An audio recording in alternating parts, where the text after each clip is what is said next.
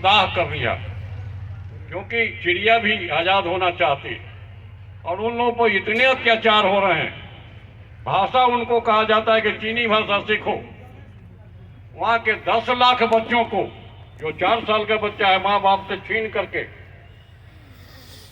Hostel में डालता है जबरदस्ती। यहाँ महिला के रूप में माँ बैठी हुई है गरिमा जी। 4 साल के बच्चे को किसी की माँ से अलग कर दिया, कहे जो हम हॉस्टल में ले जा रहे हैं, तो शायद बर्दाश्त नहीं हो। और वहाँ के तिब्बती लोगों से, के महिलाओं से, उसके पिता से बच्चों को छीन करके 10 लाख बच्चों, और बोर्डिंग स्कूल में जिनको सांस्कृतिक रूप से ट्रांसफॉर्म करने की बात हो रही, इस तरह की जो कुठाराघात वहाँ हो रहा है। और जो पर्यावरण की बात है, चर्चा हुई ब्रह्मपुत्र नदी की, तो 10 नदियां वहां से निकलती हैं। 3 अरब आबादी से ज्यादा वहां से जो जल निकलता है, नदियां निकलती है, उसी पर अवलंबित। हमारा जो इस एशिया का ये एरिया है, हिंदुस्तान, पाकिस्तान, बांग्लादेश, नेपाल, वहाँ के नदियों पर अवलंबित। लेकिन जब उस नदी पर पहले 22 बांध थे, उस 10 नदियों पर, लेकिन आज 22,000 से 23,000 से ज्यादा बांध वहाँ का बिजली परियोजना ही चीन चला रहा है। जो वहाँ के ओर्स हैं, माइनिंग ओर्स हैं तिब्बत में, सब पर कब्जा उन्होंने कर लिया। अभी 20 में आपने देखा होगा गलवान घाटी में जो झील है आपका रहा है, सिंगल पॉइंट तक आपका कब्जा रहा है, लेकिन वह धीरे धीरे वह कब्जा करता है। और हमारे 20 सैनिकों को मार दिया गया निहत्था, क्योंकि कभी समझौता हुआ था राजीव गांधी के समय में जो हथियार का प्रयोग नहीं होगा।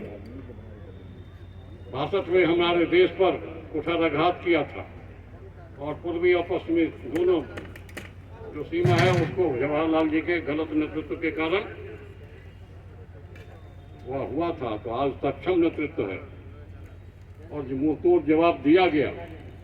लेकिन जो हमारी भूमि आज भी 20 में भी कब्जा है, उसके द्वारा 20 बार कमांडर स्तर की वार्ता हो चुकी है, लेकिन आज तक मुक्त नहीं हुआ।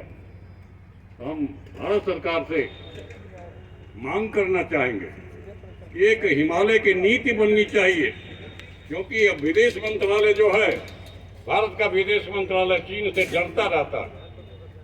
आप व्यापार कीजिए, आप दूसरे काम कीजिए, उसके बहुत सारे ऐप को भी आपने बंद किया है, ये सब काम हो रहा है। लेकिन चीन विस्तारवादी है, उसके खिलाफ में जो यह एक प्रतीकात्मक होगा, उनको भारत रत्न देना दलाई लामा जी को।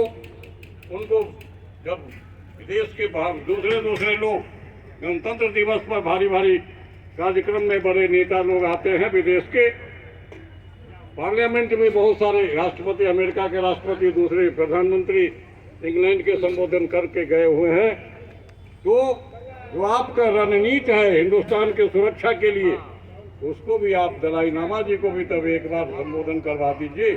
देखिए कि उस पर कितना पुल खिलता है हिंदुस्तान की राजनीति में, चीन की राजनीति में। क्योंकि चीन आज बेल्ट एंड रोड दे करके, कोई आर्थिक मदद दे करके पूरे विश्व में अपना कब्जा जो करना चाहता है। अमेरिका भी अब अपने को दूर कर रहा है। अमेरिका की चर्चा आज हुई, सरन साहब ने किया है कि एक कानून बना है अमेरिका। तो अमेरिका बहुत दूर है, चीन हमारे सीमा पर है। अगर तिब्बत की आज़ादी हो जाएगी तो तिब्बत का वह सीमा होगा चीन। हमारे हजारों फौज को उत्तरी सीमा पर रहना पड़ रहा है। मैं देखा हूँ, बद्रीनाथ में गया था एक बार, तो राइफल लिए हुए यहाँ का 10 मिलिट्री मैन एकदम इस पर फफोला हुआ है, लाल लाल गुम हो गया हुआ है, पैदल आ रहा था उस तिब्बत, उस तथाकथित चीन सीमा से, तिब्बत की सीमा से। तो इस तरह की रक्षा में हमारा जो कष्ट हो रहा है, गलवान घाटी से लेकर के और मिजोरम तक आज भूटान पर भी वह कब्जा करना चाहता है। उस तरह की चर्चाएं हो चुकी है। तो मैं बहुत देर से आपका समय लिया। आदरणीय प्रकाश बाबू, महापौर जी, आदरणीय रवि बाबू, हमारे प्रिंसिपल साहब, ज्ञान जी और सत्येंद्र जी का जो एक महत्वपूर्ण यहाँ प्रयास हुआ, यह आश्वासन भी मिला है मुझे कि यहाँ से सहयोग होगा और इस कार्यक्रम के माध्यम से ही आपने प्रथम शुरुआत कर दिया है।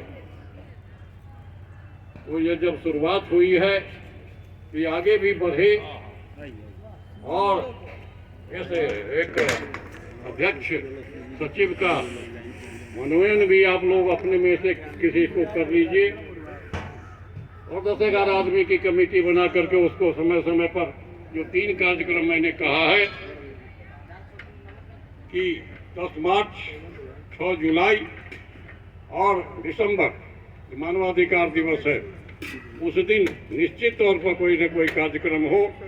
पेपर में आवे, समाचार के पत्र के यहाँ लोग हैं, ज्ञान जी और सत्येंद्र जी के संपर्क में रहते हैं। प्रकाश बाबू हम लोग के नेता हैं, यहाँ रह रहे हैं, महापौर जी हैं, डॉक्टर साहब लोग हैं और प्रचार जी से हम आग्रह करेंगे कि आपके कॉलेज में भी हम लोग कभी आएंगे विद्यार्थियों के बीच में, जब ये परीक्षाएं वगैरह सब हो जाती है तब, वह जुलाई का हो चाहे कभी हो, किसी समय आएंगे, आपसे सहयोग लेंगे। तो और दूसरे कॉलेज भी है, यहाँ के लोग क्रांतिकारी भी है। नेपाली जी यहाँ के कवि रहे, वाल्मीकि जी, राम जी के और सीता जी की वहाँ रक्षा उन्होंने किया, रचना भी किया रामायण का। आत्मा गांधी आपके यहाँ से आंदोलन भितरवा आश्रम से उन्होंने किया तो सफलता मिली। आज भारत तिब्बत मैत्री संघ भी आपके आंगन में अपना कदम रखा है, उस कदम को भी आप मजबूती देंगे, उसका सहयोग देंगे। इस आशा और विश्वास के साथ मैं बेतिया वासियों से, यहाँ शहर वासियों से, खास करके महापौर जी और माननीय विधायक जी और माननीय डॉक्टर साहब और ज्ञान जी और सत्येंद्र जी सबसे आग्रह करेंगे कि आप और भी सहयोग देते रहिए और इस सहयोग का अपेक्षा हम बराबर करते रहेंगे। इन्हीं बातों के साथ मैं अपनी बात समाप्त करते हुए जय भारत, जय तिब्बत की बात समाप्त करता हूँ। आप लोग भी अब आए होंगे, प्रकाश बाबू को भी कई कार्यक्रम तिब्बत से आए